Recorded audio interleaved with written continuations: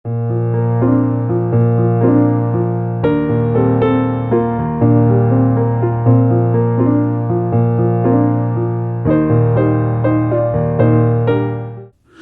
the Lord. Praise the Lord.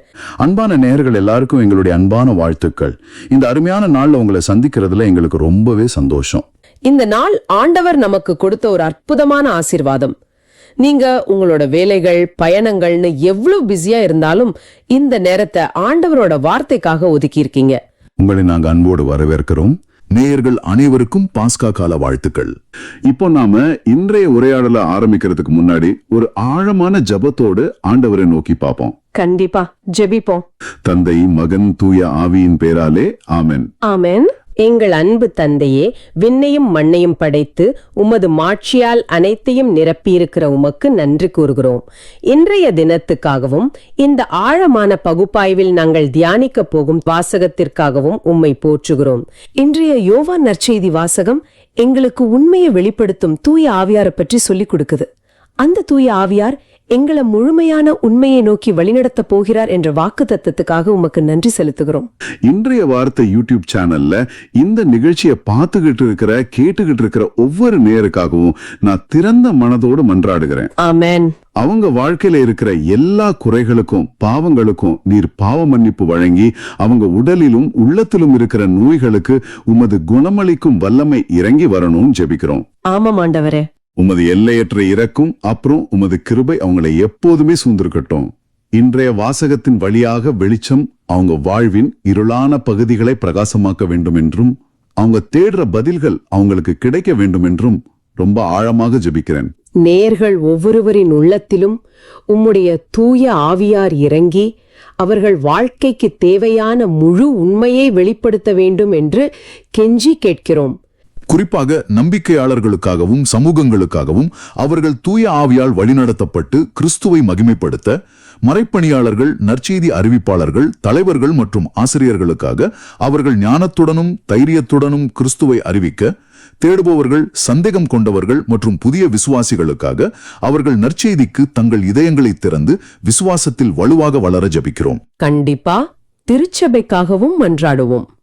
திருச்சபைக்காக அது பல்வேறு சூழ்நிலைகளிலும் உண்மையுடன் வாழ சத்திய ஆவியால் வழிநடத்தப்பட, எங்களது இந்த பணிக்காக எங்களது போதனைகள் மற்றவர்கள் தூய ஆவியின் குரலை கேட்கவும் சத்தியத்தை தள்ளுவவும் இந்த பன்முகத்தன்மை கொண்ட உலகில் மகிழ்ச்சியுடன் கிறிஸ்துவை அறிவிக்கவும் உதவ ஜெபிக்கிறோம்.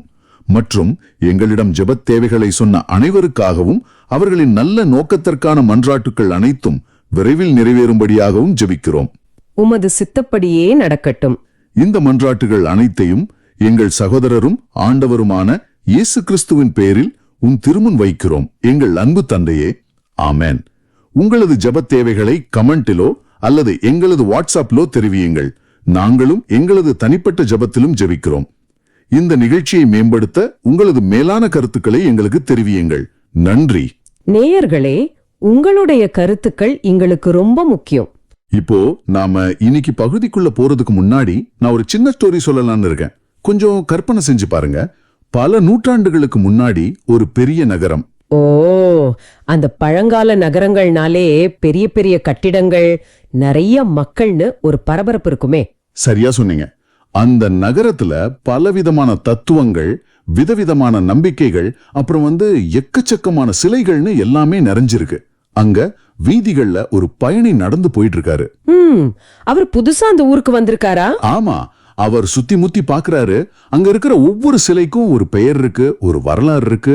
ஆனா திடீர்னு ஒரு பலிபீடத்தை அவர் பாக்குறாரு. அந்த பலிபீடத்துல எந்த சிலையும் இல்ல. சிலையே இல்லாத பலிபீடமா? ஆச்சரியமா இருக்கே. ஆமா, சிலை இல்ல. ஆனா அங்க ஒரு வாசகம் மட்டும் எழுதிருக்கு. அதாவது அறியாத தெய்வத்துக்கு அப்படின்னு எழுதி வச்சிருக்காங்க. கொஞ்சம் யோசிச்சு பாருங்க நேர்களே. மனித மனங்கள் எதையோ ஒன்ன எப்பவுமே தேடிக்கிட்டே தான் இருக்கும். கண்டிப்பா. நமக்கு எல்லாமே தெரியும்னு நாம நினைச்சாலும், உலக அறிவை எல்லாம் நம்ம அடைஞ்சிட்டோம்னு பெருமைப்பட்டாலும், நம்ம உள்ளத்துக்குள்ள ஆழத்துல ஒரு பெரிய வெற்றிடம் இருந்துகிட்டே தான் இருக்கும். முற்றிலும் உண்மை. அந்த உண்மையான தேடலுக்கு விடை கொடுக்கக்கூடிய, இருட்டில் தவிக்கும் மனிதனை சத்தியத்தை நோக்கி வழி நடத்தக்கூடிய தூய ஆவியானவரை பற்றிய தேடல் தான் இந்த ஸ்டோரி. ரொம்ப அருமையான ஒரு தொடக்கம். அந்த பயணி பார்த்த அறியாத தெய்வத்துக்கு கட்டப்பட்ட பலிபீடம் பாத்தீங்கன்னா ஒட்டுமொத்த மருத குலத்தோட அறியாமையையும் அதே சமயம் உண்மையை அறிய துடிக்கும் தாகத்தையும் ரொம்ப தெளிவா காட்டுது. இன்னைக்கு நாம பார்க்க போற இந்த ஆழமான பார்வையில இதே தேடலையும் அதற்கான பதில்களையும் தான் நாம அலச போறோம். அப்போ இன்னைக்கு நாம என்னென்ன வாசகங்களை தியானிக்க போறோம்? முதலாவதாக யோவான் நற்செய்தி 16ஆம் அதிகாரத்துல மனிதர்களோட இந்த அறியாமை இருளை நீக்க இயேசு வாக்களித்த தூய ஆவியார் எப்படி செயல்படுகிறார் அப்படிங்கறத பார்ப்போம். அதைத் தொடர்ந்து திருத்தந்தை பிரான்சிஸ் அவர்களின் சிந்தனைகளை இணைத்து நாம விவாதிக்கலாம். அருமை. அதுக்கப்புறம் பவுலோட பயணத்தையும் நாம பார்க்கணுமே. ஆமாம். இரண்டாவதாக திருத்தூதர் பணிகள் அதிகாரங்கள் 17 மற்றும் 18ல பவுல் எப்படி இந்த ஏதென்ஸ் நகரத்து மக்களோட அறியாமையை உடைத்து உண்மையான ஆண்டவரை அறிமுகப்படுத்துகிறார்னு பார்க்க போறோம். இறுதியாக திருப்பாடல்கள் 147ல படைப்புகள் அனைத்தும் எவ்வாறு அந்த உண்மையான படைப்பாளரை புகழ்கின்றன அப்படிங்கறதையும் ஆழமாக பார்க்க போறோம். மனிதர்களோட அந்த தேடல், அறியாமை இத பத்தி பேசும்போதே நற்செய்தியில சீடர்கள் இருந்த அந்த மனநிலையை நம்மால பொருத்தி பார்க்க முடியுது. இந்த யோவான் நற்செய்தி 16ஆம் அதிகாரம் பாத்தீங்கன்னா இயேசு தன்னுடைய பாடுகளுக்கு முன்னாடி தன்னுடைய சீடர்களுக்கு கொடுத்த இறுதி அறிவுரைகள் அடங்கிய பகுதி. ரொம்ப ஒரு எமோஷனலான நேரம் இல்லையா? ஆமா. இயேசு சீடர்களை விட்டு பிரிய போறார். அந்த பிரிவு அவங்களுக்கு பெரிய அதிர்ச்சியா இருக்க போகுது. அதனால அவங்கள அனாதைகளாக விடாம தூய ஆவியார் அப்படிங்கிற ஒரு மாபெரும் துணையாளர் அவங்களுக்கு வாக்களிக்கிற ஒரு ஆழமான பகுதி இது. இப்போ அந்த 12வது வசனத்தை கொஞ்சம் உத்து கவனிப்போம். இயேசு சொல்றார், நான் உங்களிடம் சொல்ல வேண்டியவை இன்னும் பல உள்ளன, ஆனால் அவற்றை இப்போது உங்களால் தாங்க இயலாது அப்படின்னு. இத வாசிக்கும் போது எனக்கு ஒரு முரண்பாடு தோணுது. என்ன முரண்பாடு? இன்னைக்கு இருக்கிற காலகட்டத்துல நமக்கு எல்லாமே உடனே தெரியணும்னு ஒரு அவசரம் இருக்கு. ஒரு சின்ன சந்தேகம் வந்தா கூட உடனே நம்ம போன் எடுத்து கூகுள்ல தேடி ஒரு நொடியில பதில தெரிஞ்சுக்கிறோம். ஆமா, யாருக்கும் பொறுமையே இல்ல இப்போ. நமக்கு எதையும் காத்திருந்து தெரிஞ்சுக்கிற பழக்கமே போயிடுச்சு. ஆனா இயேசு இவ்வளவு முக்கியமான நேரத்துல இப்போது உங்களால் தாங்க இயலாது அப்படின்னு சொல்றார். ஆமாம். இது எப்படின்னா, ஒரு சின்ன குழந்தைக்கு பசிக்குதுன்னு உடனே கடினமான சிரிக்க முடியாத உணவை கொடுக்காம அதுக்கு முதல்ல பால் கொடுத்து கொஞ்சம் கொஞ்சமா வளர்த்து அப்புறம் திட உணவு கொடுக்குற ஒரு தாயின் அக்கறை மாதிரி இதை நான் பாக்குறேன். ரொம்ப அழகான ஒப்பீடு. ஆனா அதே நேரத்துல ஏன் உண்மையை மறைக்கணும் அப்படிங்கிற கேள்வியும் வருது.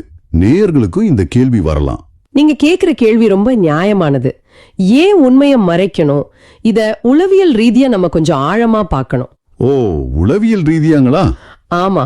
ஒரு மனித மூளையால குறிப்பிட்ட அளவு தகவல்களையோ அல்லது அதிர்ச்சிகளையோ தான் ஒரே நேரத்துல கையாள முடியும். இத காக்னிட்டிவ் ஓவர்லோட் அல்லது தகவல்களின் பெருஞ்சுமை அப்படின்னு சொல்லுவாங்க. ஓஹோ. இயேசு சீடர்களால தாங்க இயலாது அப்படின்னு சொல்றது அவங்களோட அறிவீனத்தை சுட்டி காட்டுறது இல்ல, அது ஒரு பாதுகாப்பு கவசம். பாதுகாப்பு கவசம், அருமையான வார்த்தை. கொஞ்சம் கற்பனை செஞ்சு பாருங்க. சீடர்கள் சில மணி நேரங்கள்ல இயேசு கைது செய்யப்படுவதையும் சிலுவையில அறையப்படுவதையும் பார்க்க போறாங்க. அதுவே அவங்களுக்கு ஒரு மிகப்பெரிய மன உளைச்சலையும் பயத்தையும் கொடுக்க போகுது. அந்த நேரத்துல போய் இனிமேல் திருச்சபைக்கு வரப்போகிற பல நூற்றாண்டுகளின் துன்புறுத்தல்கள், ரோம பேரரசு கொடுக்க போகும் நெருக்கடிகள், அவங்க எல்லாரும் எப்படி இரத்த சாட்சிகளா இறக்க போறாங்க அப்படிங்கிற முழு வரைபடத்தையும் இயேசு கொடுத்திருந்தா என்ன ஆகியிருக்கும்? ஐயோ, அவங்க மனதளவில் முற்றிலுமா உடைஞ்சு போயிருப்பாங்க. ஒருவேளை பயத்துல அந்த இடத்தை விட்டே ஓடி போயிருப்பாங்கன்னு தோணுது. அதுதான் விஷயம். அந்த உண்மையின் கனம் அவங்கள நசுக்கி இருக்கும். ஒரு பெரிய மலையேற்றத்துக்கு போறோம்னு வச்சுக்கோங்க. மலையோட உச்சி எவ்வளவு தூரம், வழியில எத்தனை மிருகங்கள் வரும், எவ்வளவு பள்ளங்கள் இருக்கும்னு மொத்தத்தையும் முதலிலேயே பார்த்தா நம்ம முதல் படியை எடுத்து வைக்கவே பயப்படுவோம். ஆமா, பாதி பேர் அங்கேயே பின்வாங்கிடுவாங்க. அதனாலதான் ஆண்டவர் நமக்கு தேவையான வெளிச்சத்தை நாம அடுத்த அடியை எடுத்து வைக்கிறதுக்கு மட்டும் கொடுக்கிறார். நாம நம்ம வாழ்க்கையில எதிர்கொள்ளும் பிரச்சனைகளுக்கு ஆண்டவரே, ஏன் எனக்கு இந்த நிலைமை, ஏன் பிரச்சனைக்கு என்ன தீர்வு, எனக்கு உடனே பதில சொல்லும் அப்படின்னு ஆண்டவர்கிட்ட சத்தம் போடுறோம். ஆமா, நாம உடனே பதில் எதிர்பார்க்கிறோம். உடனே தீர்வு கிடைக்கலன்னு விரக்தி அடைறோம். வேலை கிடைக்கல, கல்யாணம் தள்ளி போகுது, இல்ல வியாதியில் இருக்கோனா அடுத்த வருஷம் நமக்கு என்ன நடக்க போகுதுன்னு இன்னைக்கே தெரிஞ்சாகணும்னு ஒரு துடிப்பு இருக்கு. ஆனா நேர்களே, உங்க வாழ்க்கையில நீங்க இப்படி ஒரு காத்திருப்புல இருந்தீங்கன்னா இந்த வசனத்தை கொஞ்சம் ஆழமா பாருங்க. சில உண்மைகளையும் சில பதில்களையும் ஆண்டவர் இப்போதே உங்ககிட்ட சொன்னா அதை சமாளிக்கிற ஆன்மீக முதிர்ச்சியோ உணர்வு பூர்வமான வலிமையோ உங்களுக்கு இப்போ இல்லாம இருக்கலாம். ரொம்ப ஆழமான ஒரு உண்மை இது. நீங்க இன்னும் கொஞ்சம் பக்குவப்பட வேண்டி இருக்கலாம். அந்த பக்குவம் வந்த உடனே நமக்கான பதிலை அவர் கண்டிப்பா தருவார். அதனால ஆண்டவர் பதிலை தாமதப்படுத்துகிறார் அப்படிங்கிறது ஒரு தண்டனை இல்ல, அது அவர் நமக்கு தரும் பாதுகாப்பு வளையம். நம்முடைய நலனுக்காகவே சில விஷயங்களை அவர் தற்காலிகமா நிறுத்தி வைக்கிறார். எக்ஸாக்ட்லி. சரி, ஆண்டவர் நம்மை பாதுகாக்கிறதுக்காக சில உண்மைகளை நிறுத்தி வைக்கிறார்னு ஏத்துக்கலாம். ஆனா அந்த உண்மைக்காக நாம காத்திருக்கும் போது ஒரு பெரிய சிக்கல் வருது. என்ன சிக்கல்? 13வது வசனத்துல உண்மையை வெளிப்படுத்தும் தூய ஆவியார் வரும்போது அவர் முழு உண்மையை நோக்கி உங்களை வழிநடத்துவார் அப்படின்னு இயேசு சொல்றார். ஆமாம். நற்செய்திக்கு முன் வாழ்த்தொலியான யோவான் 14:16 உங்களோடு என்றும் இருக்கும்படி மற்றொரு துணையாளரை தந்தை அருள்வார் அப்படின்னு வாசிக்கிறோம். இப்போ என் கேள்வி என்னன்னா, சொல்லுங்க. இந்த உலகத்துல எங்க பார்த்தாலும் போலி செய்திகள் நிறைஞ்சிருக்கு. சமூக வலைத்தளங்களை திறந்தாலே எது உண்மை எது பொய்ன்னு கண்டுபிடிக்க முடியல. ஆமா, ஃபேக் நியூஸ் தான் எங்க பார்த்தாலும். எல்லாரும் தங்களுக்கு வசதியானத உண்மை அப்படின்னு சொல்றாங்க. இப்படிப்பட்ட ஒரு குழப்பமான உலகத்துல வாழும் ஒரு சாதாரண நேயர் எது தூய ஆவியாரின் குரல்னு எப்படி அடையாளம் காண்பது? ரொம்ப முக்கியமான ஒரு கேள்வி. சில நேரங்கள்ல நம்ம மனசு கூட தோன்றதையே அல்லது நம்ம ஆசையையே தூய ஆவியார் சொல்றாருன்னு நம்ம தப்பா நினைச்சுக்க வாய்ப்பு இருக்குல்ல. நம்முடைய சொந்த எண்ணத்துக்கும் தூய ஆவியாரின் வழிநடத்துதலுக்கும் உள்ள வித்தியாசத்தை எப்படி கண்டுபிடிக்கிறது? ரொம்ப ஆழமான அதே சமயம் சவாலான ஒரு கேள்வியை கேட்டீங்க. இன்னைக்கு என் உண்மை உன் உண்மை அப்படின்னு உண்மையை ஒவ்வொரு தரம் தங்களுக்கு ஏத்த மாதிரி வளைக்கிற உலகத்துல நாம இருக்கிறோம். ஆமா, உண்மைக்கே ஒரு நிலையான அர்த்தம் இல்லாம போயிடுச்சு. இந்த இடத்துல வழி நடத்துவார் அப்படிங்கிற வார்த்தைக்கு மூல மொழியான கிரேக்கத்தில் உள்ள அர்த்தத்தை பார்த்தா நமக்கு ஒரு தெளிவு கிடைக்கும். ஓ, கிரேக்கத்துல என்ன வார்த்தை பயன்படுத்தப்பட்டிருக்கு? கிரேக்கத்துல ஹோதே கேசி அப்படிங்கிற வார்த்தை பயன்படுத்தப்பட்டிருக்கு. இது சும்மா ஒரு வரைபடத்தை உங்க கையில கொடுத்துட்டு நீயே வழிய கண்டுபிடிச்சுக்கோ அப்படின்னு சொல்றது கிடையாது. ஓஹோ, இது ஒரு வழிபோக்கனோடு சேர்ந்து பயணித்து அவரோடு நடந்து வழிகாட்டுவதை குறிக்கும் வார்த்தை. அதாவது தூய ஆவியார் ஒரு ஜிபிஎஸ் மெஷின் மாதிரி தூரத்திலிருந்து கட்டளை போடுறவர் இல்ல. அவர் நம்மோடு இணைந்து ஒரு உறவில் இருந்து வழி நடத்துபவர். வாவ், இது கேட்கவே ரொம்ப அழகா இருக்கு. அப்போ நீங்க சொல்றதை வச்சு பார்த்தா தூய ஆவியாரோடு நமக்கு ஒரு தொடர்ச்சியான உறவு இருந்தா மட்டும்தான் அவருடைய குரலை சரியா அடையாளம் காண முடியும், அப்படிதானே? 100% சரி. நம்ம இஷ்டத்துக்கு ஒரு முடிவு எடுத்துட்டு அப்புறம் தூய ஆவியார் மேல படிய போட முடியாது. தூய ஆவியாரின் குரலையா கேக்குறோன்னு எப்படி தெரிஞ்சுக்கிறதுனா, அதே வசனத்துல இயேசு சொல்ற அடுத்த வரிய பார்க்கணும். அவர் தாமாக எதையும் பேச மாட்டார், தாம் கேட்பதையே பேசுவார் அப்படிங்கிற வரி. அதேதான். தூய ஆவியார் ஆண்டவரின் ஒரு ஆளுமை. அவர் நினைத்தால் தன்னிச்சையாக பேச முடியும். ஆனால் அவர் அப்படி செய்வதில்லை. அவர் திருவிவிலியத்தின் மற்ற போதனைகளுக்கோ இயேசுவின் குணநலன்களுக்கோ முரணாக எந்த ஒரு தனிப்பட்ட விஷயத்தையும் சொல்ல மாட்டார். இது ரொம்ப முக்கியமான பாயிண்ட். ஆமா, உங்க மனசுல தோன்ற ஒரு எண்ணம் சுயநலமாகவோ மற்றவர்களை அழிக்கிறதாகவோ அல்லது ஆண்டவரின் அன்புக்கு விரோதமாகவோ இருந்தா அது கண்டிப்பா தூய ஆவியாரின் குரல் கிடையாது. இது எனக்கு ஒரு பெரிய திறவுகோலா படுது. நாம தினமும் எத்தனையோ முடிவுகள் எடுக்கிறோம். என்ன படிக்கலாம், எந்த வேலைக்கு போகலாம், பல குழப்பங்கள், நிறைய குழப்பங்கள் வரும். நாம பல நேரங்கள்ல நம்ம சொந்த அறிவை அல்லது கூகுள் சொல்றத நம்பி முடிவுகளை எடுத்துடுறோம். ஆனா தூய ஆவியார் அப்படிங்கிற அந்த துணையாளரோட பிரசன்னத்தை நம்ம உணர்றதே இல்லை. அதுதான் நம்ம பலவீனமே. நேர்களே, நாம நம்முடைய முடிவுகளை ஜெபத்தின் வழியாகவும் திருவிவிலிய வாசிப்பின் வழியாகவும் தூய ஆவியாரிடம் அர்ப்பணிக்கும் போது அவர் நம்மை சரியான பாதையில கைப்பிடிச்சு நடத்துவார். அதோடு மட்டும் இல்லாம நாம எடுக்கிற முடிவு தூய ஆவியாரிடம் இருந்து வருதுன்னா அதுல ஒரு ஆழமான சமாதானம் இருக்கும். உலகத்துல எவ்வளவு குழப்பங்கள் இருந்தாலும் உள்ளுக்குள்ள ஒரு அமைதி இருக்கும். அதுதான் அந்த முழு உண்மை நம்ம வாழ்க்கையில செயல்படுற விதம். இந்த தூய ஆவியாரின் கீழ்ப்படிதலை பற்றி பேசும்போது இயேசு அடுத்த 2 வசனங்கள்ல, அதாவது 14 மற்றும் 15ல ஒரு மாபெரும் ரகசியத்தை வெளிப்படுத்துறார். ஆமா, அவர் என்னிடமிருந்து கேட்டு உங்களுக்கு அறிவிப்பார், இவ்வாறு அவர் என்னை மாட்சிப்படுத்துவார் என்றும் தந்தையுடையவை யாவும் என்னுடையவையே என்றே அவர் என்னிடமிருந்து பெற்று உங்களுக்கு அறிவிப்பார் என்றேன் என்றும் சொல்றார். இதை படிக்கும்போது மூவொரு ஆண்டவரின் ஒரு அற்புதமான ஐக்கியம் வெளிப்படுது. ஆனா இதை நம்ம சமுதாயத்தோடு ஒப்பிட்டு பார்த்தா ரொம்ப நேர்மாறா இருக்கே. எதை வச்சு அப்படி சொல்றீங்க? எங்கு பார்த்தாலும் நான், எனது, எனக்கு அப்படிங்கிற சுயநலம் தான் இருக்கு. எனக்கு தான் பேர் கிடைக்கணும், நான் தான் முன்னாடி நிக்கணும் அப்படிங்கிற போட்டி தான் அதிகம். அதுதான் மனித இயல்பு. நாம எல்லாருமே அங்கீகாரத்துக்காக இயங்குறோம். ஆனா இந்த வசனங்கள்ல மூவர் ஆண்டவரின் அன்புறவு எப்படி செயல்படுதுன்னு பாருங்க. சொல்லுங்க. தந்தையுடையவை யாவும் என்னுடையவையே என்று இயேசு சொல்றார். அங்க ஒரு எல்லையற்ற பகிர்வு இருக்கு. தூய ஆவியார் தன்னை முன்னிலைப்படுத்திக்காமல் இயேசுவை மாட்சிப்படுத்துகிறார். ஆமா, அவர் தன்னை முன்வைக்கவே இல்லை. அவர் தனக்குன்னு ஒரு புது சபையையோ தனிப்பட்ட ஒரு மார்க்கத்தையோ உருவாக்கல. அவர் எப்பொழுதும் நம்மை இயேசுவிடமே கொண்டு சேர்க்கிறார். இதுதான் உண்மையான ஐக்கியம், ஒருவரை ஒருவர் உயர்த்தி பிடிக்கும் அந்த தெய்வீக பண்பு. ஆனா நடைமுறையில இது ரொம்ப கஷ்டம். நம்ம உழைப்புக்கு வேற யாரோ பேர் வாங்கும்போது நமக்கு கோபம் வருமே. சாதாரணமா கோபம் வரும்தான். ஒரு அலுவலகத்துல ஒரு குழுவாக சேர்ந்து ஒரு ப்ராஜெக்ட் செய்யறாங்கன்னு வச்சுப்போம். அது வெற்றிகரமா முடியும் போது அந்த டீம் லீடர் இது என் அறிவால மட்டுமே சாத்தியமாச்சு அப்படின்னு சொன்னா அந்த இடத்துல மற்றவர்களுக்கு எவ்வளவு ஏமாற்றமா இருக்கும். இதை நாம எப்படி தாண்டி வருவது? நம்ம ஈகோவை எப்படி ஒழிப்பது? இது ஒரு அருமையான நடைமுறை சவால். இது எப்படி தாண்டி வருவதுனா, மற்றவர்களை மாட்சிப்படுத்துவது, நம்மை எந்த விதத்திலும் குறைத்து விடாது அப்படிங்கிற உளவியலை புரிஞ்சுக்கணும். இந்த வெற்றி சேரும் அப்படின்னு மற்றவர்களை உயர்த்தி பிடிக்கும் போது என்ன நடக்கும்? கண்டிப்பா அந்த குழுவில் இருக்கிறவங்களுக்கு அவர் மேல ஒரு பெரிய மரியாதையும் நம்பிக்கையும் உருவாகும். எக்ஸாக்ட்லி. அடுத்த முறை அவங்க இன்னும் ஈடுபாட்டோட வேலை செய்வாங்க. இது ஒரு தொடர் சங்கிலி மாதிரி ஒட்டுமொத்த வெற்றியும் பெருகும். இதுதான் ஆண்டவரின் ஐக்கியத்தின் செயல்பாடு. வாவ், ரொம்ப அருமையான விளக்கம். நீங்க மற்றவர்களை உயர்த்தும் போது ஆண்டவரின் பார்வையில நீங்களும் உயர்த்தப்படுகிறீர்கள்.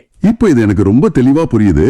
இத நாம முதல் பகுதியில பார்த்த ஆண்டவரின் நேரத்துக்காக காத்திருத்தல் அப்படிங்கிற கருத்தோடு இணைத்து பார்க்கலான்னு தோணுது. எப்படி சொல்றீங்க? நாம ஏன் உடனே நமக்கு பெயர் கிடைக்கணும்னு துடிக்கிறோம்? ஏன்னா நமக்கு ஒரு பாதுகாப்பின்மை இருக்கு. ஆனா ஆண்டவர் நமக்கான சரியான நேரத்துல சரியான அங்கீகாரத்தை தருவார்னு நாம முழுமையா நம்பிட்டா, நம்ம சுத்தி இருக்கிற குடும்ப உறுப்பினர்களுக்கோ சக ஊழியர்களுக்கோ அந்த பெயரும் மாட்சியும் போகும்போது நாம கவலைப்பட மாட்டோம். ரொம்ப அற்புதமான சிந்தனை. ஏன்னா நம்முடைய அங்கீகாரம் மனிதர்களிடமிருந்து இல்ல, ஆண்டவரிடமிருந்து வருது. மிக சரியாக இணைத்தீர்கள். அந்த பாதுகாப்பின்மை இல்லாத நிலைதான் உண்மையான சுதந்திரம். குடும்ப வாழ்க்கையிலையும் இதே பொருத்தி பார்க்கலாம். ஆமா, குடும்ப உறவுகளுக்கும் இது ரொம்ப முக்கியம். கணவனும் மனைவியும் இது ஏன் பணம், இது ஏன் பொருள், நான் சொல்றதுதான் சரி அப்படின்னு தங்களுடைய சுயநலத்தை பார்க்காம நம்முடையது என்ற அனைத்தையும் பகிர்ந்து கொண்டு ஒருவருக்கொருவர் விட்டு கொடுத்து வாழும்போது அங்கே மூவர் ஆண்டவரின் ஐக்கியம் வாசம் செய்கிறது. ரொம்ப இனிமையான ஒரு குடும்பமா அது இருக்கும். நிச்சயமா. நம்முடைய திறமைகள், நம்முடைய அறிவு, நம்முடைய சாதனைகள் எல்லாமே ஆண்டவர் நமக்கு கொடுத்த கொடைகள். அதை வச்சு நாமே பெருமை தேடாம மற்றவர்களை உயர்த்தும் கருவியாக மாறும்போது நாம் இயேசுவை மாட்சிப்படுத்துகிறோம். இது ஒரு அற்புதமான வாழ்க்கை முறை. இன்னைக்கு நாம பார்த்த இந்த வாசகம் நமக்கு 3 பெரிய வெளிச்சங்களை கொடுத்திருக்கு. நேயர்களே, உங்களுக்காக ஒரு சிறிய மறுபார்வை. முதலாவதாக, நாம் தாங்க முடியாத உண்மைகளை ஆண்டவர் தாமதப்படுத்துவது அவருக்கு நம்ம மேல இருக்கிற கனிவு. அது ஒரு மனரீதியான பாதுகாப்பு. இரண்டாவதாக, தூய ஆவியார் ஒரு வழிப்போக்கனை போல நம்மோடு கைப்பிடித்து நடந்து முழு உண்மையை நோக்கி நம்மை தொடர்ந்து வழிநடத்துகிறார். அந்த வழிநடத்துதலுக்கு நாம் நம்மை முழுமையாக அர்ப்பணிக்க வேண்டும். மூன்றாவதாக, தந்தை, மகன், தூய ஆவியார் தங்களுக்குள் ஒருவரை ஒருவர் மாட்சிப்படுத்துவது போல நாமும் நம்முடைய ஈகோவை விட்டுவிட்டு மற்றவர்களை மதித்து உயர்த்தி பிடிக்கும் வாழ்க்கை வாழ அழைக்கப்படுகிறோம். உங்களை ஆழமாக சிந்திக்க தோண்டும் ஒரு கேள்வியை உங்க முன்னாடி வைக்க ஆசைப்படுறேன். நேயர்களை கொஞ்சம் கவனமா கேளுங்க. தூய ஆவியார் இன்றும் நம்மை புதிய உண்மைகளை நோக்கி வழிநடத்த தயாராக இருக்கிறார். அவர் நமக்காக பல புதிய ஆசீர்வாதங்களை, பல தெளிவுகளை வச்சிருக்கார். ஆனால் எனக்கு எல்லாமே தெரியும், நான் எடுக்கிற முடிவு தான் எப்பவுமே சரி என்ற நம்முடைய அழிவுச் செருக்கும் பிடிவாதமோ ஆண்டவர் நமக்கு தர நினைக்கும் அந்த புதிய ஆசீர்வாதங்களை தடுக்கிறதா? அந்த துணையாளரின் மெல்லிய குரலை கேட்க விடாமல் நம்முடைய அகந்தை ஒரு சுவரா நிற்கிறதா? இன்று கொஞ்சம் சிந்தித்து பாருங்கள். உங்களை நீங்களே கொஞ்சம் ஆராய்ந்து பாருங்கள். ரொம்ப தேவையான ஒரு சிந்தனைய நேர்களுக்கு கொடுத்திருக்கீங்க. தூய ஆவியார் தாமாய் பேச மாட்டார். இயேசு சொன்னதை தான் திரும்பவும் சொல்வார் என்றால் அவர் புதுசா எதையும் செய்ய போவதில்லையா? அவர் வெறும் ஒரு செய்தியாளர் மட்டும்தானா? நல்ல கேள்வி. அப்படி இல்ல. ஏன்னா திருத்தந்தை பிரான்சிஸ் 2016 தன்னுடைய உரையில தூய ஆவியார் திருச்சபையை முன்னோக்கி வழிநடத்துகிறார் அப்படின்னு சொல்றாரு. அது எதன் அடிப்படையில சொல்றாரு? திருத்தந்தை பிரான்சிஸ் இதை ரொம்ப ஆழமா விளக்குகிறார். தூய ஆவியார் புதிய உபதேசங்களை கொண்டு வருவதில்லை, இது உண்மைதான். அதாவது இயேசு சொன்னதற்கு முரணாகவோ அல்லது முற்றிலும் சம்பந்தமில்லாத புதிய விதிகளையோ அவர் உருவாக்குவதில்லை. சரி, அப்ப அவர் எப்படி முன்னோக்கி வழி நடத்துறாரு? மகன் தந்தையிடமிருந்து கேட்டு சொன்ன அனைத்தையும் சீடர்கள் முழுமையாக புரிந்து கொள்ளவும் அதை தற்போதைய சூழ்நிலைக்கு ஏற்ப செயல்படுத்தவும் அவர் உதவுகிறார். இதுதான் அந்த வழி நடத்துதல். இதை இன்னும் கொஞ்சம் நடைமுறை வாழ்க்கைக்கு பொருத்தி பார்ப்போமா? நேயர்களே, இது நமக்கு ரொம்ப முக்கியம். இன்னைக்கு நாம வாழ்ற இந்த காலகட்டத்துல சோஷியல் மீடியா, செயற்கை நுண்ணறிவு, டிஜிட்டல் உலகில் நடக்கும் பல்வேறு தார்மீக பிரச்சனைகள்னு ஒரு புதிய இருத்தலியல் சூழ்நிலைகள்ல நம்ம வாழ்ந்துட்டு இருக்கோம். ஆமா, நாளுக்கு நாள் உலகம் ரொம்ப வேகமா மாறிட்டு இருக்கு. இயேசு வாழ்ந்த காலத்துல வாட்ஸ்அப் இல்ல, ஃபேஸ்புக் இல்ல. அப்போ இந்த மாதிரி சூழ்நிலைகள்ல ஒரு விசுவாசி எப்படி செயல்படணும்னு திருவிவிலியத்துல நேரடியா எழுதப்படலையே. இங்க தூய ஆவியார் எப்படி வழி நடத்துறாரு? அதற்கான விடையத்தான் நாம் பகுத்தறியும் ஞானம் அப்படின்னு சொல்றோம். ஒரு சின்ன உதாரணம் சொல்றேன். ஒரு சிறந்த இசையமைப்பாளர் பல நூற்றாண்டுகளுக்கு முந்தைய ஒரு பழமையான பாடலை அதோட ஆன்மா சிறிதும் மாறாம இன்றைய நவீன வாத்தியங்களை கொண்டு மறு உருவாக்கம் செய்வார் இல்லையா? ஆமா, அந்த பழைய மிட்டு அப்படியே இருக்கும், ஆனா கேட்க புதுசா இருக்கும். அதே போலதான் தூய ஆவியானவர் செயல்படுகிறார். உன் எதிரியையும் அன்பு செய், அமைதியை ஏற்படுத்துபவர்கள் பேறு பெற்றோர் என்ற இயேசுவின் பழைய வேர்களை டிஜிட்டல் உலகில் ஒருவர் எதிர்கொள்ளும் வெறுப்பு பிரச்சாரங்களுக்கு மத்தியில் எவ்வாறு பயன்படுத்த வேண்டும் என்ற புதிய பூக்களாக பூக்கச் செய்கிறார். நற்செய்தியின் மைய கருத்தை ஒவ்வொரு காலகட்டத்தின் புதிய சவால்களுக்கு ஏற்ப பொருத்தி பார்க்க வழிகாட்டுவதுதான் தூய ஆவியானவரின் முன்னோக்கிய வழிநடத்துதல். இப்போ ரொம்ப தெளிவா புரியுது. ஆமாம், வேர்கள் பழையது, ஆனால் அது சந்திக்கும் நிலம் புதியது. அதற்கேற்ப தண்ணீர் ஊற்றி வளர்ப்பது ஆவியானவரின் வேலை. சரி, தூய ஆவியார் ஒரு விசுவாசியின் உள்ளத்தில் எப்படி செயல்படுகிறார் அப்படின்னு பார்த்தோம். இப்போ ஆவியானவரால நிரப்பப்பட்ட ஒரு விசுவாசி இந்த குழப்பமான உலகத்தை எப்படி எதிர்கொள்கிறார் அப்படிங்கறத பார்ப்போம். இதுக்கு மிக சிறந்த உதாரணம் முதல் வாசகத்துல வரும் பவுலோட ஏதென்ஸ் நகர பயணம்னு சொல்லலாம். ஆமா, திருத்தூதர் பணிகள் நூல் 17 மற்றும் 18 அதிகாரங்கள்ல இந்த நிகழ்வு பதிவு செய்யப்பட்டிருக்கு. இது 2 வெவ்வேறு உலகங்கள் மோதுகிற ஒரு புள்ளி அப்படின்னு சொல்லலாம். இப்போ பவுல் ஒரு யூத பின்னணியில் வந்தவர். அவர் ஏதென்ஸ் நகரத்துல சீலாவும் திமோத்தேயும் வர்ற வரைக்கும் காத்துக்கிட்டு இருக்கார். ஏதென்ஸ் அந்த காலத்துல ஒரு சாதாரண ஊர் கிடையாது இல்லையா? நிச்சயமா இல்ல. அது அந்த காலத்துல அறிவுசார் உலகின் தலைநகரம். சாக்ரட்டிஸ், பிளாட்டோ, அரிஸ்டாட்டில் இவங்க மாதிரி மாபெரும் தத்துவ ஞானிகள் நடந்த வீதிகள் அவை. அப்போ அங்க எப்போதுமே பெரிய விவாதங்கள் நடந்துகிட்டே இருக்கும் இல்லையா? ஆமா, எங்க பார்த்தாலும் தத்துவவாதிகளும் பிரம்மாண்டமான சிலைகளும் நிறைந்த இடம் அது. அங்க உள்ள மக்கள் பல தெய்வங்களை வழிபடுவதை பார்த்து பவுலின் உள்ளம் கொதிக்கிறது அப்படின்னு திருவிவிலியம் ரொம்ப தெளிவா சொல்லுது. இங்கதான் எனக்கு ஒரு விஷயம் ரொம்ப ஆச்சரியமா இருக்கு. பவுல் தன்னுடைய கோவத்தை அப்படியே வெளிப்படுத்தல. கரெக்ட். அவர் ரொம்ப நிதானமா செயல்படுறார். அவரு நேராக அரையோப்பாகு மன்றத்தின் நடுவில் சென்று நின்று பேசுகிறார். இந்த அரையோப்பாகு மன்றம், அதாவது அரையோபாகஸ் அப்படிங்கிறது, நான் என்ன நினைக்கிறேன்னா இன்றைய இன்டர்நெட் அல்லது சோசியல் மீடியா மாதிரி ஒரு இடம். ஒரு பப்ளிக் ஃபோரம் மாதிரி சொல்றீங்களா? ஆமா, குறிப்பா இப்போ இருக்கிற ட்விட்டர் மாதிரி. அங்க எப்போதுமே புதிய கருத்துகள், விவாதங்கள், யாரு என்ன புதுசா சொல்றாங்க அப்படிங்கிற தேடல் இருந்துகிட்டே இருக்கும். ரொம்ப சரியான ஒப்பீடு. பவுல் அங்க போய் நீங்க சிலைகளை வழிபடுறீங்க, இது பெரிய பாவம் அப்படின்னு அவங்கள குற்றவாளி கூண்டுல நிறுத்தல. அதுதான் அவரோட விவேகம். மாறாக ஏதென்ஸ் மக்கள் மிகவும் பக்திமான்கள் அப்படிங்கறத முதல்ல பாராட்டி விட்டு, நான் உங்கள் தொழுகை இடங்களை உற்று பார்த்து கொண்டு வந்த போது அறியாத தெய்வத்துக்கு என்று எழுதப்பட்டிருந்த பலிபீடம் ஒன்றை கண்டேன் அப்படின்னு ஆரம்பிக்கிறார். அவங்களுடைய அறியாமையே ஒரு தொடக்க புள்ளியா எடுத்துக்கிறார். நீங்கள் அறியாமல் வழிபட்டு கொண்டிருக்கும் அந்த தெய்வத்தையே நான் உங்களுக்கு அறிவிக்கிறேன் அப்படின்னு சொல்றார். ஆனா எனக்கு இங்க ஒரு கேள்வி இருக்கு. சொல்லுங்க, என்ன கேள்வி? கொஞ்சம் பிராக்டிக்கலா யோசிச்சா இது பவுல் பண்ற ஒரு பெரிய திமிர்த்தனமா உங்களுக்கு தெரியலையா? திமிர்த்தனமா? எப்படி அப்படி சொல்றீங்க? அதாவது அவங்களுடைய ஒரு புனிதமான இடத்துக்கு போய் உங்களுக்கு தெரியாத அந்த பிளாங்க் கேன்வாஸ்ல நான் தான் வரைய போறேன் அப்படின்னு சொல்றது அந்த மக்களை ஆத்திரப்படுத்திருக்காதா? அவங்க எப்படி இதை ஏத்துக்கிட்டாங்க? நீங்க கேக்குற கேள்வி ரொம்ப நியாயமானதுதான். முதல் பார்வையில இது ஒரு துணிச்சலான, கொஞ்சம் திமிரான அணுகுமுறை மாதிரி கூட தெரியலாம். ஆமா, கொஞ்சம் ஓவர் கான்ஃபிடன்ஸ் மாதிரி இருக்கு. ஆனா இங்கதான் வரலாற்று பின்னணிய நாம கொஞ்சம் ஆழமா தோண்டி பார்க்கணும். ஏதென்ஸ் நகர மக்கள் ஏன் அப்படி ஒரு அறியாத தெய்வத்துக்கு பலிபீடம் கட்டினாங்க தெரியுமா? எனக்கு தெரியலையே. ஏதாவது சிறப்பு காரணம் இருக்கா? ஆமா, அதுக்கு பின்னாடி ஒரு சுவாரஸ்யமான வரலாற்று நிகழ்வு இருக்கு. பல 100 வருஷங்களுக்கு முன்னாடி ஏதென்ஸ் நகரத்துல ஒரு பெரிய பிளேக் நோய் பரவுச்சு. ஓஹோ, ஒரு பெரிய பெருந்தொற்று. மக்கள் கொத்து கொத்தா இறந்து போனாங்க. அவங்க தங்களுக்கு தெரிஞ்ச எல்லா தெய்வங்களுக்கும் பலி செலுத்தினாங்க. ஆனா நோய் நிக்கல. அட பாவமே. அப்புறம் என்னாச்சு? அப்போ எபிமெனிடிஸ் அப்படிங்கிற ஒரு தத்துவஞானி ஒரு யோசனை சொன்னார்.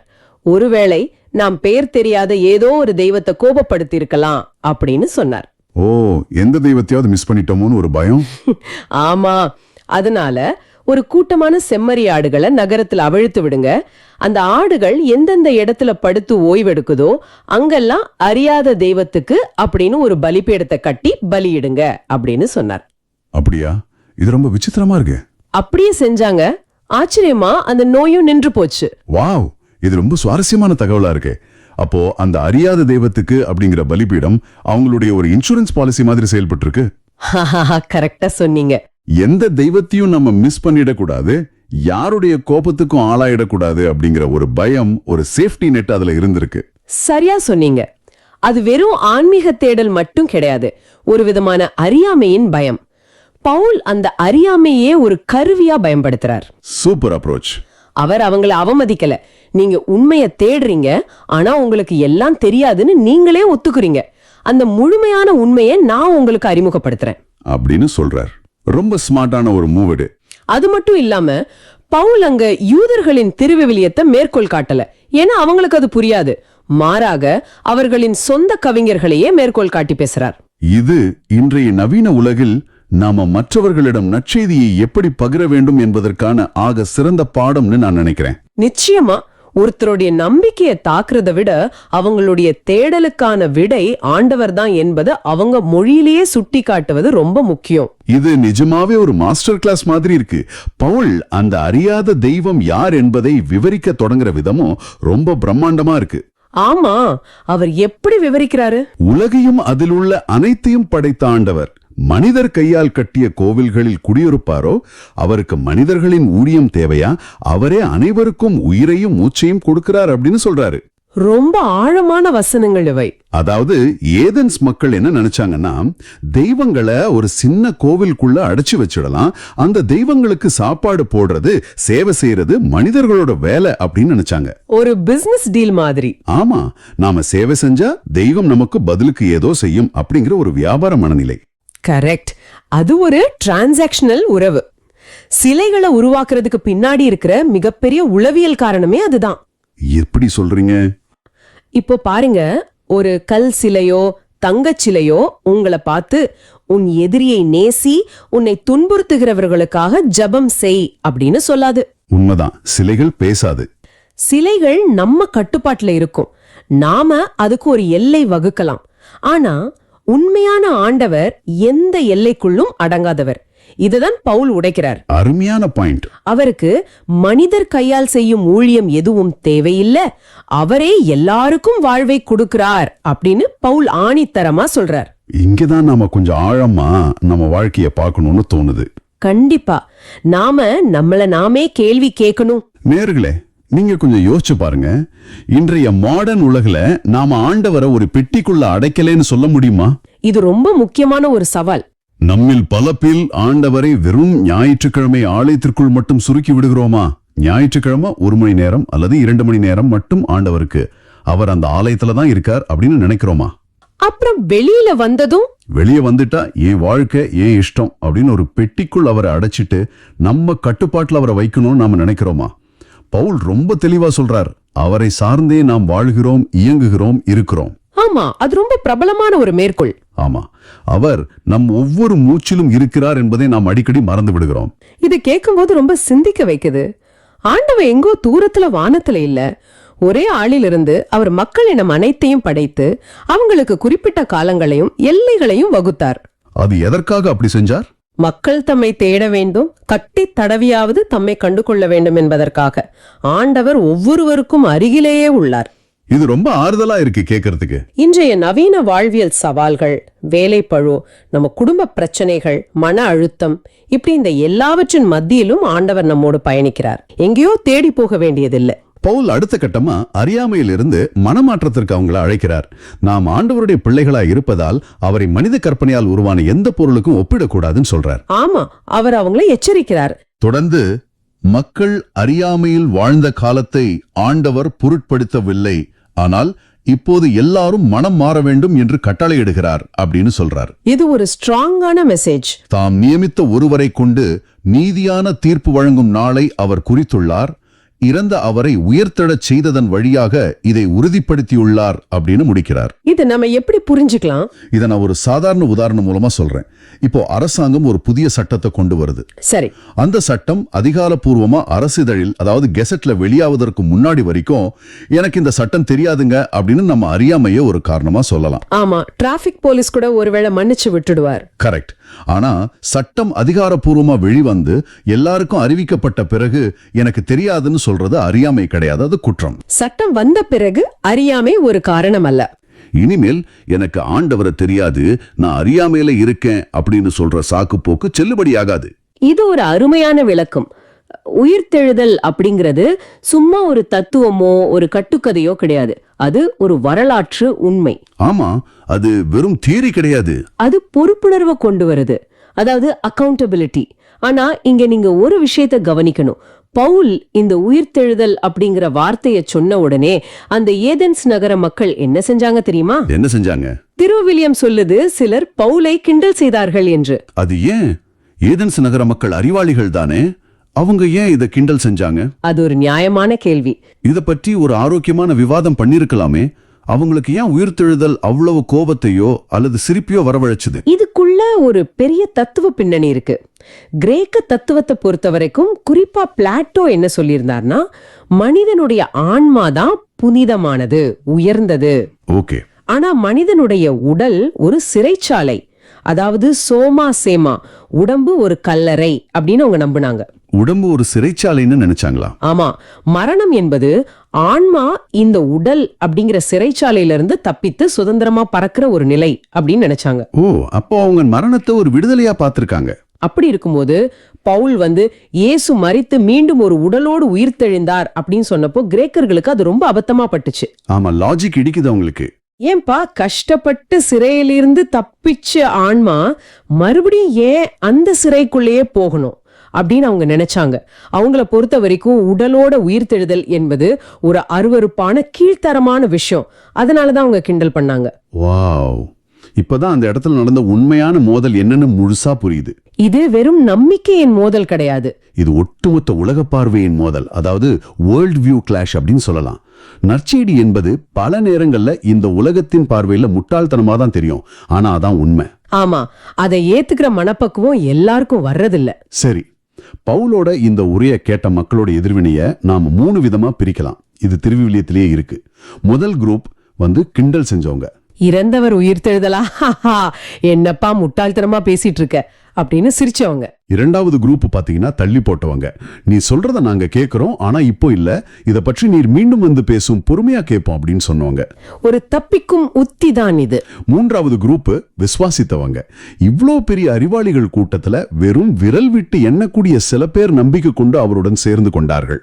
ஆமா, ஒரு சில பேர் தான். குறிப்பா திருவிவிலியம் 2 பேரோட பெயரை குறிப்பிடுது. அரையோப்பாகம் மன்றத்தின் உறுப்பினரான தியோனிசியும் அப்புறம் தாமரி என்னும் பெண். இந்த 3 குரூப்பையும் நாம இன்னைக்கு நம்மோடு நம்ம நேயர்களோடு நேரடியாக பொருத்தி பார்க்கணும். கண்டிப்பா, அது ரொம்ப முக்கியம். நேயர்களே, இன்றைய வாசகத்தை கேட்கும் உங்களிடம் ஆண்டவர் பேசும்போது உங்கள் பதில் என்னவாக இருக்கிறது? முதல் கூட்டத்தை போல நற்செய்தியை கிண்டல் செய்யும் கூட்டத்தில் இருக்கிறீர்களா? இதெல்லாம் இந்த மாடர்ன் காலத்துக்கு செட் ஆகாதுங்க. உயிர்த்தெழுதல், பொறுப்புணர்வு, இதெல்லாம் பழைய பஞ்சாங்கம் என்று சொல்லும் மனநிலை உங்களிடம் இருக்கிறதா? அல்லது இரண்டாவது கூட்டத்தை போல தள்ளி போடும் கூட்டத்தில் இருக்கிறீர்களா? ஆண்டவரே, நான் இப்போ ரொம்ப பிஸியா இருக்கேன், எனக்கு கேரியர் பார்க்கணும், பணம் சம்பாதிக்கணும், நாளைக்கு ஜெபம் பண்ணிக்கலாம், வயசானதுக்கு அப்புறம் ஆண்டவரை தேடிக்கலாம் அப்படின்னு சொல்றீங்களா? ஆமா, அது ரொம்ப ஈஸியான ஒரு சாக்கு போக்கு. நான் பிஸியா இருக்கேன், எனக்கு ஆண்டவரை தேட நேரம் இல்ல அப்படிங்கிற சாக்கு போக்குகளே தான் உயிர்த்தெழுதலின் வெளிச்சம் உடைக்குது. நாளை என்பது நம் கையில் இல்லை. உண்மைதான். அல்லது அந்த மூன்றாவது கூட்டமான தியோனிஷியு தாமரை போல இருக்க போறீங்களா? இங்க தியோனிஷியு சாதாரண ஆள் கிடையாது. அவர் அந்த அரையோப்பாகோ மன்றத்தோட உறுப்பினர், ஏதென்ஸ் நகரத்தோட விஐபி. ஓ, ஒரு பெரிய விஐபி அவரு. அவர் இந்த யூத நற்செய்தியை ஏத்துக்கிட்டா அவருடைய அந்தஸ்து, மரியாதை எல்லாமே பாதிக்கப்படும்.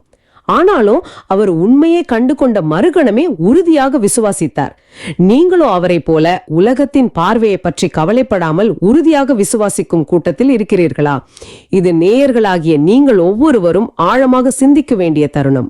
ரொம்ப ஆழமான அதே சமயம் நம்மை உழுக்கக்கூடிய ஒரு கேள்வி இது. நாம் ஒரு பிரம்மாண்டமான ஆண்டவரை பற்றி பார்த்தோம். அவர் எந்த எல்லைக்குள்ளும் அடங்காதவர். ஆனால் அவர் நம் ஒவ்வொரு மூச்சிலும் நம் அருகிலேயே இருக்கிறார். ஆமா, ஒரு சவாலான கேள்வியை நான் இங்க முன்வைக்க விரும்புறேன். சொல்லுங்க, அந்த சவால் என்ன? ஏதென்ஸ் நகர மக்கள் தங்களுக்கு தெரியாத ஏதோ ஒன்றுக்காக கற்களாலும் தங்கத்தாலும் அறியாத தெய்வத்திற்கு ஒரு பலிபீடம் கட்டி வச்சிருந்தாங்க. அது அவர்களின் அறியாமையின் அடையாளம். ஆமா.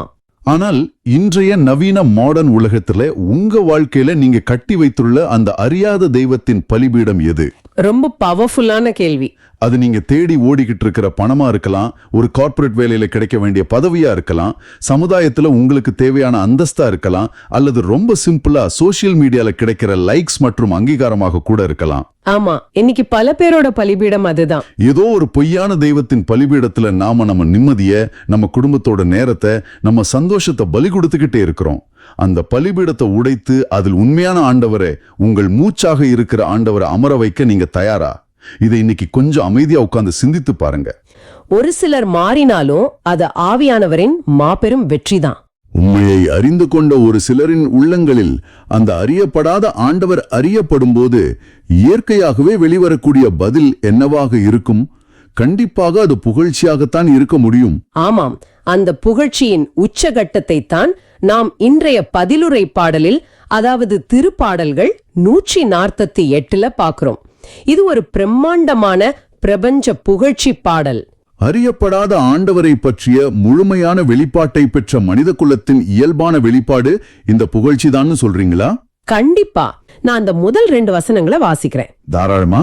விண்ணுலகில் உள்ளவையே ஆண்டவரை போற்றுங்கள், உன்னதங்களில் அவரை போற்றுங்கள், அவருடைய தூதர்களே நீங்கள் யாவரும் அவரை போற்றுங்கள், அவருடைய படைகளே நீங்கள் யாவரும் அவரை போற்றுங்கள்.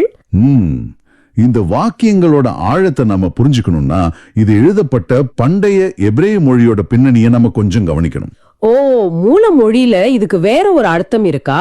அதாவது போற்றுங்கள் அப்படின்னு இங்க திரும்ப திரும்ப விடுக்கப்படுற அந்த அழைப்பு மூல மொழியில ஹல்லேலூயா அப்படிங்கிற ஒரு ஒற்றை வார்த்தையிலிருந்து தான் வருது. ஹல்லேலூயா நாம எல்லாரும் அடிக்கடி உச்சரிக்கிற வார்த்தையாச்சே. ஆமாங்க. ஹல் அப்படின்னா போற்றுங்கள், யா அப்படின்னா ஆண்டவரை குறிக்கும். ஆக ஆண்டவரை போற்றுங்கள் அப்படிங்கிற ஒரு ஆழமான அழைப்பு இது. இஸ்ரேல் மக்களோட பார்வையில பாத்தீங்கன்னா விண்ணகம் அப்படிங்கிறது முழுமையான தூய்மையும் ஒளியும் நிறைஞ்ச ஒரு இடம். அங்க இருக்கிற தூதர்களும் படைகளும் ஆண்டவரை போற்றுவதையே தங்களோட முதன்மை பணியா வச்சிருக்காங்க. இது நீங்க சொல்லும் போது எனக்கு ஒரு காட்சி கண்முன் வருது. ஒரு மாபெரும் இசைக்குழு, அதாவது ஒரு ஆர்கெஸ்ட்ரா தன் பிரம்மாண்டமான இசையை தொடங்க தயாராகுது. அந்த இசைக்குழுவை வழிநடத்துபவர் தன் கையை உயர்த்தின உடனே முதல்ல மிக உயர்ந்த கம்பீரமான ஒலியை எழுப்புற வாத்தியங்கள் அந்த இசையை தொடங்குற மாதிரி இருக்குது. ரொம்ப அழகான ஒரு ஒப்புமை. பிரபஞ்சத்தோட படைப்புகள் எல்லாம் சேர்ந்து இசைக்கிற அந்த பாடல்ல முதல் சுருதிய விண்ணக தூதர்கள் ஆரம்பிக்கிறாங்க, அப்படித்தானே? மிக சரியான ஒப்புமை. அந்த இசைக்குழுவுல ஒரு ஒழுங்கு இருக்கு. விண்ணகத்துல இருந்து மண்ணகம் வரைக்கும் அந்த இசை ஒரு குறிப்பிட்ட வரிசையில இறங்கி வருது. ஆனா இங்க எனக்கு ஒரு அடிப்படை சந்தேகம் வருது. இத கேக்குற பல நேயர்களுக்கும் கண்டிப்பா இந்த எண்ணம் தோணலாம். என்ன சந்தேகம்? சொல்லுங்க. ஆண்டவர் எல்லாம் வல்லவர், படைப்பின் நாயகன், முழுமையானவர், அவருக்கு எந்த ஒரு குறையும் இல்லை. அப்படி இருக்கும்போது இந்த தூதர்களோ அல்லது நாமோ அவரை போற்றணும் அப்படின்னு அவர் ஏன் எதிர்பார்க்கணும்? உலகத்துல இருக்கிற அரசர்கள் எல்லாம் தங்களை புகழ்ந்துகிட்டே இருக்கணும்னு விரும்புற மாதிரி ஆண்டவருக்கும் அந்த புகழ்ச்சி தேவையா இருக்கா? இது ரொம்ப அற்புதமான, அதே சமயம் ரொம்ப அவசியமான கேள்வி. ஆண்டவரை போற்றணும் அப்படின்னு சொல்லும்போது பலரும் அவர் ஒரு புகழ்ச்சிக்கு இயங்குற ஒரு அதிகாரியா தவறா புரிஞ்சுக்கிறாங்க. ஆமா, பொதுவா அப்படி ஒரு எண்ணம் வர வாய்ப்பு இருக்கு. ஆனா உண்மை அது கிடையாதுங்க. ஆண்டவருக்கு நம்முடைய போற்றுதலோ புகழ்ச்சியோ எந்த வகையிலையும் தேவையில்லை. நாம போற்றுவதால அவர் பெரிதாவதும் இல்ல, போற்றாவிட்டால் அவர் குறைஞ்சு போறதும் இல்ல. அவர் தன்னில் தானே முழுமையானவர். அப்படின்னா பின் ஏன் இந்த போற்றுதல்? இப்ப நீங்க ஒரு மலை உச்சியில நின்னு இதுவரைக்கும் பாத்துறாத ஒரு அழகான பள்ளத்தாக்க பாக்குறீங்கன்னு வைங்க. அப்போ உங்க வாய் தன்னிச்சையா வாவ் எவ்வளவு பிரம்மாண்டம் அப்படின்னு சொல்லுது இல்ல? ஆமா, கண்டிப்பா சொல்லுவோம். அந்த பள்ளத்தாக்குக்கு உங்க பாராட்டு தேவையா? இல்ல. நீங்க புகழணும்னு ஏதாவது சட்டம் இருக்கா? அதுவும் இல்ல. அந்த அழகு முழுமையா அனுபவிக்கிறதோட நிறைவு நிலைதான் அந்த பாராட்டு. அழகு ஆராதிக்கிறது மனித இயல்பு. அதே போலதான் ஆண்டவரோட எல்லையில்லாத மாட்சியையும் அன்பையும் இடைவிடாம தரிசிச்சிட்டு இருக்கிற அந்த விண்ணக தூதர்களால அவரை போற்றாம இருக்கவே முடியாது. அது அவங்களோட இயல்பான வெளிப்பாடு. நீங்க சொல்றது எனக்கு ஒரு புதிய தெளிவை கொடுக்குது. போற்றுதல் அப்படிங்கிறது ஆண்டவரோட தேவைக்காக இல்ல, படைப்புகளாகிய நாம முழுமையான நிறைவடைகிற ஒரு வழிமுறை. அது தூதர்கள் அந்த முழுமையான தரிசனத்துல இருக்கிறதால தொடர்ந்து போற்றாங்க. கரெக்ட். அந்த பிரபஞ்ச இசை விண்ணகத்துல அப்படி தொடங்குது. ஆனா அந்த இசை அங்கே நின்னுடல. அடுத்து வர்ற வசனங்கள் அந்த இசைய நேரா பூமியோட புழுதிக்குள்ள கொண்டு வருது. ஆமா. அதாவது 11 மற்றும் 12ஆம் வசனங்கள், உலகின் அரசர்களே, எல்லா மக்கள் இனங்களே, தலைவர்களே, உலகின் ஆட்சியாளர்களே, இளைஞரே, கன்னியரே, முதியோரே மற்றும் சிறியோரே, நீங்கள் எல்லாரும் ஆண்டவரை போற்றுங்கள். விண்ணக தூதர்கள் கிட்ட தொடங்கின அந்த அழைப்பு இப்போ பூமியில இருக்கிற மனிதர்களை நோக்கி களமிறங்குது. இங்கேதான் திருப்பாடல்கள் நூலோட மாபெரும் புரட்சியே அடங்கி இருக்கு. பண்டைய காலத்துல பாத்தீங்கன்னா அரசர்கள் அல்லது ஆட்சியாளர்கள் அப்படிங்கிறவங்க தங்களை தெய்வங்களுக்கு நிகரானவங்களாவே கருதுனாங்க. ஆமா, அவங்க சொல்றதுதான் சட்டம். சாதாரண மக்களுக்கு அந்த அரசர்கள் முன்னாடி போய் நிக்கிறதுக்கு கூட தகுதி கிடையாது. சமூகத்துல அடுக்கடுக்கான படிநிலைகள் இருந்துச்சு. ஆனா இந்த வாசகத்தை உற்று நோக்கணும்னா உலகத்தோட மாபெரும் அரசர்களும் ஆட்சியாளர்களும் ஒரு புறம் நிக்கிறாங்க. அதே வரிசையில முதியவர்கள், இளைஞர்கள், கன்னியர்கள், எந்த தகுதியும் இல்லாத சிறியோர்கள் மறுபுறம் நிக்கிறாங்க. எல்லாரும் ஒரே வரிசையில. ஆமா, ஆண்டவரை போற்றுதல் அப்படிங்கிற ஒரே அளவுகோலின் கீழ் மனிதர்கள் உருவாக்குன அனைத்து ஏற்றத்தாழ்வுகளும் இங்க சுக்குநூறா உடைக்கப்படுது. மனிதர்கள் சமூக அந்தஸ்து, பணம், படிப்பு, அதிகாரம் அப்படின்னு தங்களுக்குள்ள எத்தனை கோடுகளை கிழிச்சுக்கிட்டாலும் ஆண்டவரோட அந்த பிரபஞ்ச பாடகர் குழுவுல ஒரு பெரிய சாம்ராஜ்யத்தை ஆள்ற அரசனுக்கு கொடுக்கப்படுற அதே இடம்தான் சமூகத்துல ஒதுக்கப்படுற ஒரு சாதாரண மனிதனுக்கும் கொடுக்கப்படுது. உண்மைதான். இத பண்டைய காலத்துக்கு மட்டும் இல்ல, இன்றைய நம்ம சமூகத்துக்கும் எவ்வளவு முக்கியமான செய்தி அப்படின்னு எண்ணி பாருங்க. நாம பல நேரங்கள்ல நமக்கென்று ஒரு கற்பனையான படிநிலையை உருவாக்கிக்கிறோம். நீங்க சொல்றது முற்றிலும் நிஜம். இன்றைய நவீன உலகத்துல நம்ம நேர்கள் பலரும் அவங்க வேலை செய்யற இடங்கள்ல இல்ல குடும்பங்கள்ல இந்த ஏற்றத்தாழ்வுகளை சந்திக்கலாம். கார்ப்பரேட் நிறுவனங்கள்ல உயர் பதவியில இருக்கிறவங்களை பார்த்துட்டு நாம வெறும் சாதாரண ஊழியர் தானே, நமக்கு எந்த முக்கியத்துவமும் இல்ல அப்படின்னு தங்களை சின்னவங்களா எண்ணி சோர்வடையலாம். ஆமா, அந்த ஒரு தாழ்வு மனப்பான்மை பலருக்கும் இருக்கு. படைத்த ஆண்டவரோட பார்வையில உங்க உள்ளத்திலிருந்து எழும்புற போற்றுதலுக்கும் உலக ஆள்ற ஒரு மாபெரும் தலைவனோட போற்றுதலுக்கும் ஒரே மதிப்பு தான். எவ்வளவு ஒரு ஆறுதலான விஷயம் இல்லையா இது? ஆமா, உங்களோட உண்மையான அடையாளம் நீங்க வகிக்கிற பதவியில இல்ல, நீங்க படைத்தவரை போற்றும் அந்த சமத்துவத்துல தான் இருக்கு. இது மிகப்பெரிய விடுதலையை தர்ற ஒரு சிந்தனை. நம்முடைய சுயமதிப்பு இந்த உலகம் தர்ற தற்காலிக அடையாளங்கள்ல இல்ல அப்படிங்கறத நாம புரிஞ்சுக்கிட்டோம்னா நம்ம யாரையும் பார்த்தும் பயப்பட வேண்டியதில்லை. அதே சமயம் யாரையும் நம்மளை விட கீழானவங்களா நடத்தவும் மாட்டோம். இது சமூகத்தோட பார்வையே மாத்தக்கூடிய ஒரு ஆன்மீக உண்மை. கண்டிப்பா. இந்த சமத்துவத்தை பத்தி பேசும்போது எனக்குள்ள இன்னொரு ஆழமான கேள்வி எழும்புது. இந்த திருப்பாடலோட இறுதி பகுதியான 13 மற்றும் 14ஆம் வசனங்களுக்கும் நாம இப்ப வருவோம். சரி, சொல்லுங்க. 13வது வசனம் கூறுது, அவர்கள் ஆண்டவரின் பெயரை போற்றுவார்களாக, அவரது பெயர் மட்டுமே உயர்ந்தது, அவரது மாட்சி விண்ணையும் மண்ணையும் கடந்தது. அடுத்து 14வது வசனம், அவர் தம் மக்களின் ஆற்றலை உயர்வுறச் செய்தார், அவருடைய அனைத்து அடியாருக்கும் நெருங்கிய அன்பார்ந்த மக்களாகிய இஸ்ரேல் மக்களும் அவரை போற்றுவார்கள். இன்றைய பல்லவியும் அதை உறுதிப்படுத்துது. ஆண்டவரே, விண்ணும் மண்ணும் உமது மாட்சியால் நிறைந்துள்ளன அப்படின்னு. ஆண்டவர் மிக மிக உயர்ந்தவர், அவரது பெயர் மட்டுமே மாட்சிமை மிக்கது அப்படின்னு ஒரு புறம் நம்ம வாசிக்கிறோம். ஆனா அடுத்த வாக்கியமே அவர் சாதாரண மனிதர்களாகிய தன் மக்களின் ஆற்றலை உயர்வுறச் செய்கிறார் அப்படின்னு வருது. இது ஒரு பெரிய முரண்பாட தோணலையா? உலக வழக்கப்படி பார்த்தா ஒரு மாபெரும் சக்திக்கு முன்னாடி இல்ல மிகப்பெரிய மலைக்கு முன்னாடி நாம நிக்கும் பொழுது நம்மள ரொம்ப சின்னவங்களாவும் பலவீனமானவங்களாவும் தானே உணர்வோம். ஆண்டவர் உயர்ந்தவர் அப்படிங்கிறது எப்படி மனிதர்களோட ஆற்றலை உயர்த்தும்? நீங்க கேட்ட இந்த கேள்விதான் இன்றைய ஒட்டுமொத்த வாசகத்தோட மையப்புள்ளியே. இந்த முரண்பாட்டை நாம புரிஞ்சுக்கணும்னா நாம அந்த வாக்கியத்துல மறைஞ்சிருக்க ஒரு குறிப்பிட்ட வார்த்தைய ரொம்ப கவனமா பார்க்கணும். ஆண்டவர் சாதாரணமானவர் கிடையாது, அவர் விண்ணையும் மண்ணையும் கடந்தவர் அப்படிங்கிறது மறுக்க முடியாத உண்மை. ஆனா அதே ஆண்டவரை இந்த வாசகம் நெருங்கிய அன்பார்ந்த அப்படின்னு வர்ணிக்குது. நெருங்கிய அன்பார்ந்த, இதுலதான் அந்த முரண்பாட்டிற்கான விடை இருக்கா? ஆமாங்க, மனிதர்களாகிய நாம அதிகாரத்தை பார்க்கிற விதமே வேற. உலகத்துல இருக்கிற ஒரு அரசனோ அதிகாரியோ ரொம்ப உயர்ந்த இடத்துக்கு போயிட்டான், அவன் சாதாரண மக்கள் கிட்ட இருந்து ரொம்ப தூரம் விலகி போயிடுவான். ஆமா, அவனுடைய கோட்டையோட கதவுகள் சாதாரண மனிதர்களுக்கு திறக்கப்படாது. அவனது உயரம் மத்தவங்கள தாழ்வா உணரச் செய்யும். அதிகாரம் அப்படிதான் வேலை செய்யுது. ஆனா நம்மோட ஆண்டவர் பிரபஞ்சத்தையே படைச்ச மாபெரும் வல்லமை கொண்டவர் என்றாலும் அவர் மனிதர்கள் கிட்ட இருந்து விலகி எட்டாத தூரத்துல இருக்கிற ஒரு சர்வாதிகாரி கிடையாது. அவர் நம்மோட பயணிக்கிறவர். ஆமா, அவர் தன் அடியார்களுக்கு, தன் மக்களுக்கு மிக மிக நெருக்கமானவர். அவர் எந்த அளவுக்கு உயர்ந்தவரோ அதே அளவுக்கு நம்மளை நெருங்கி வந்து அன்பு செய்யறவர். அவர் தூரத்தில் இருக்கும்போது வேணா நம்ம சின்னவங்களா தெரியும், ஆனா அவரே நம்ம தோள் மேல கை போட்டு நெருக்கமா நிற்கும் போது அவருடைய மாபெரும் வல்லமை நம்முடைய வல்லமையா மாறுது. இது கேட்கறதுக்கே மிக அற்புதமான ஒரு நம்பிக்கையை கொடுக்குது. பிரபஞ்சத்தையே தன் கட்டுப்பாட்டுல வச்சிருக்கிற ஒரு மாபெரும் சக்தி எனக்கு ரொம்ப நெருங்கிய அன்பார்ந்தவரா இருக்காரு அப்படிங்கிற உணர்வு ஒரு மனுஷனுக்குள்ள மிகப்பெரிய தைரியத்தை உருவாக்கும். அதுதான் அந்த 14வது வசனத்தோட உண்மையான அர்த்தம். அவர் தம் மக்களின் ஆற்றலை உயர்வுறச் செய்தார். நாம தனித்து நின்னா பலவீனமானவங்க தான். ஆனா விண்ணையும் மண்ணையும் கடந்த அந்த மாபெரும் ஆண்டவர் நம்ம பக்கம் நிக்கிறாரு அப்படிங்கிறத நாம உணரும் போது நமக்குள்ள இருக்கிற ஆற்றல் பல மடங்கு உயருது. நம்ம பிரச்சனைகளை விட அவர் பெரியவர் அப்படிங்கிற உண்மை நமக்கு ரொம்ப தெளிவா புரியுது. இது அப்படியே நம்ம நேர்களோட அன்றாட வாழ்க்கையோட பொருத்தி பார்க்கலாம். இன்னைக்கு உங்களில் பலர் பலவிதமான போராட்டங்களை சந்திச்சுட்டு இருக்கலாம். தீர்க்க முடியாத குடும்ப பிரச்சனைகள், நீண்ட நாளா இருக்கிற உடல்நல குறைவு, எதிர்காலத்தை பத்தின பயம், இல்ல நிதி நெருக்கடி அப்படின்னு பல சுமைகளை நீங்க சுமந்துட்டு இருக்கலாம்.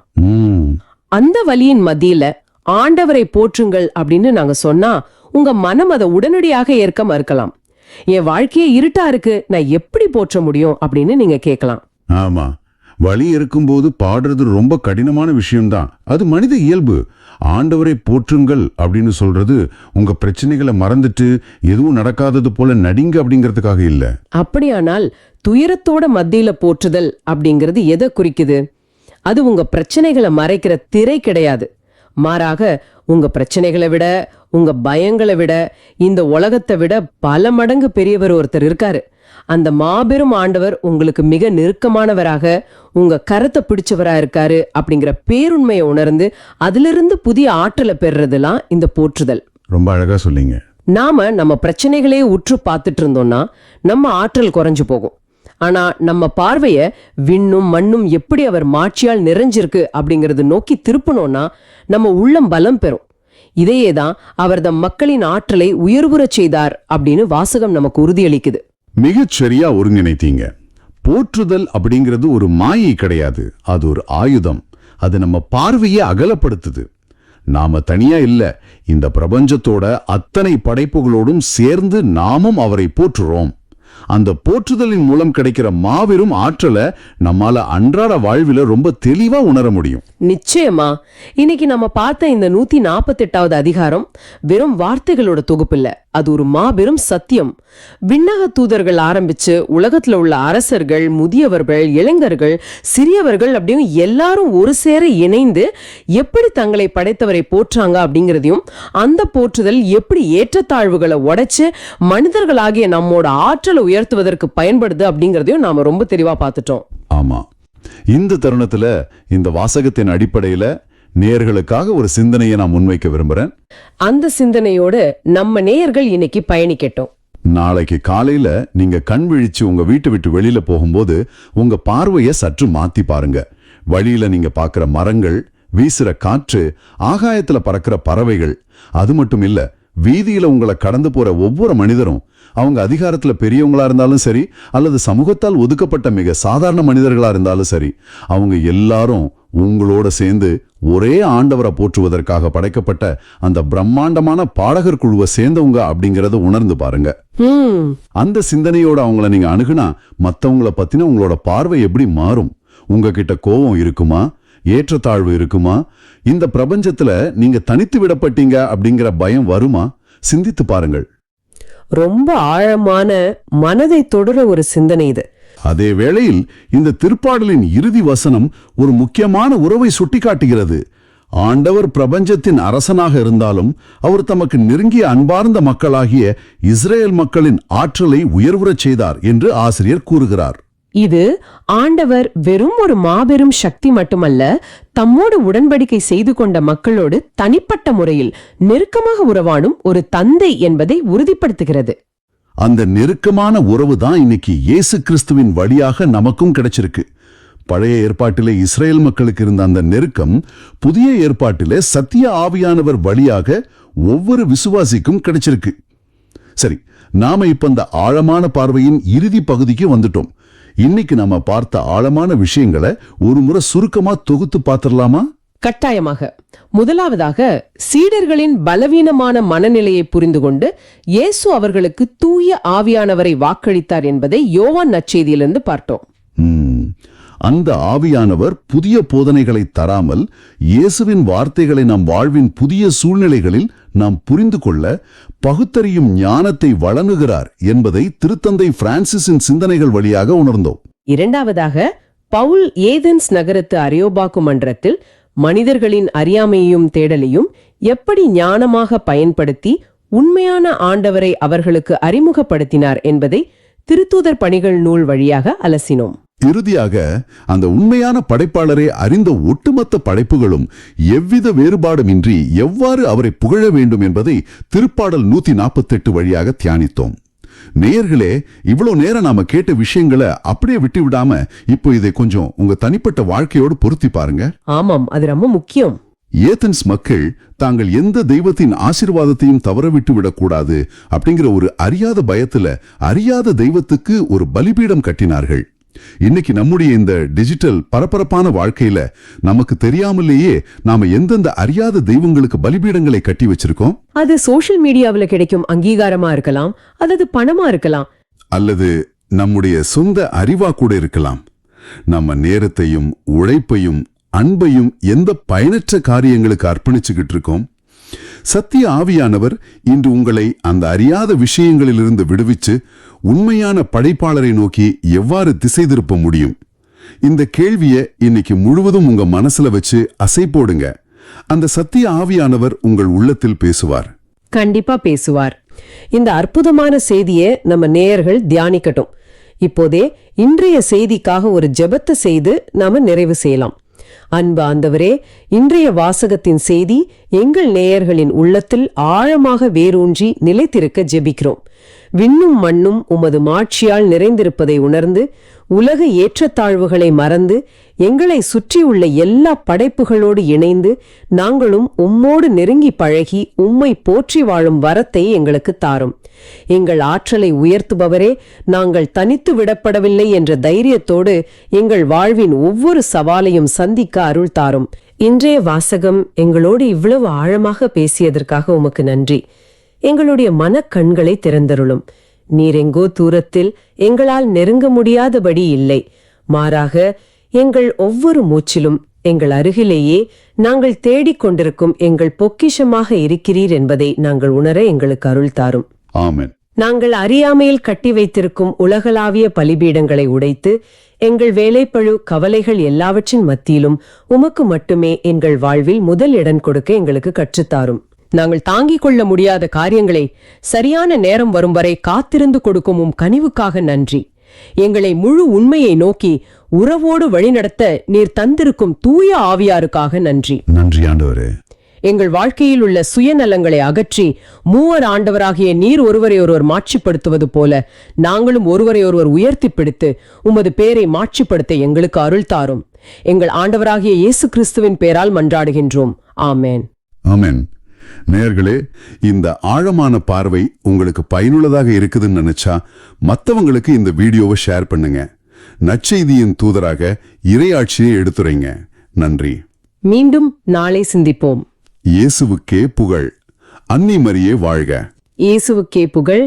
அன்னை மரியே வாழ்க.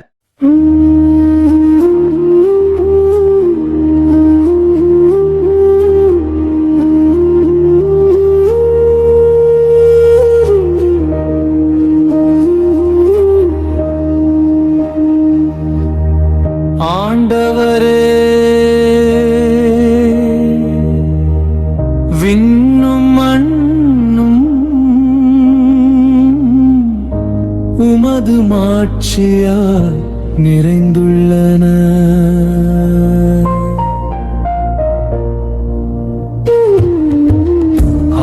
ஆண்டவரே விண்ணும் மண்ணும் உமது மாட்சியால் நிறைந்துள்ளன.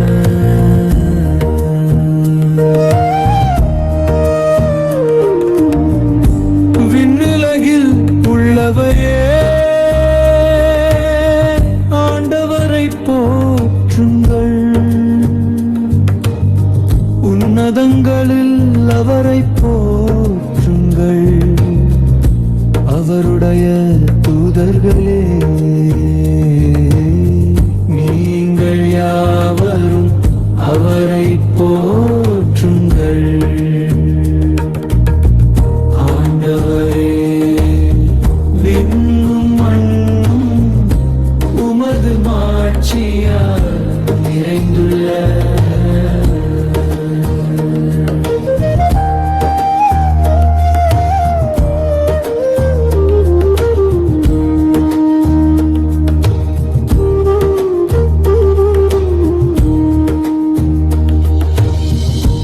உலகின் அரசர்களே, எல்லா மக்களினங்களே,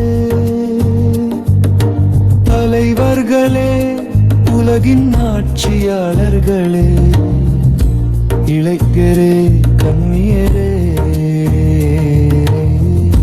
முதியோரே மற்றும் சிறியோரே, நீங்கள் எல்லாரும் ஆண்டவரை போற்றுங்கள். ஆண்டவரே விண்ணும் மண்ணும் உமது மாட்சியால் நிறைந்துள்ள.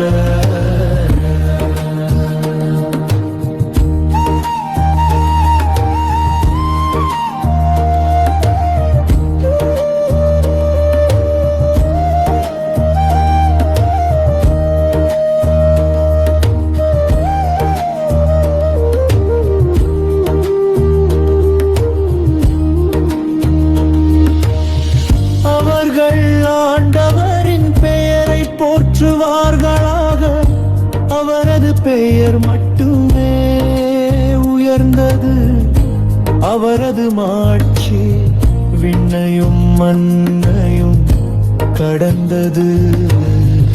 ஆண்டவரே விண்ணும் மண்ணும் உமது மாட்சியால் நிறைந்துள்ளன.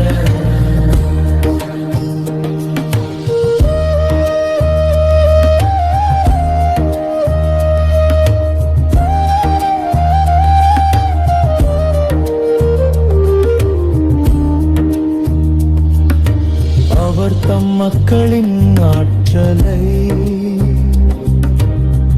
உயர்வுறச் செய்தார், அவருடைய அனைத்து அடியாரும் அவருக்கு நெருங்கிய அன்பார்ந்த மக்களாகிய இஸ்ரவேல் மக்களும் அவரை போற்றுவார்கள். ஆண்டவரே விண்ணும் மண்ணும் உமது மாட்சியால் நிறைந்துள்ளன.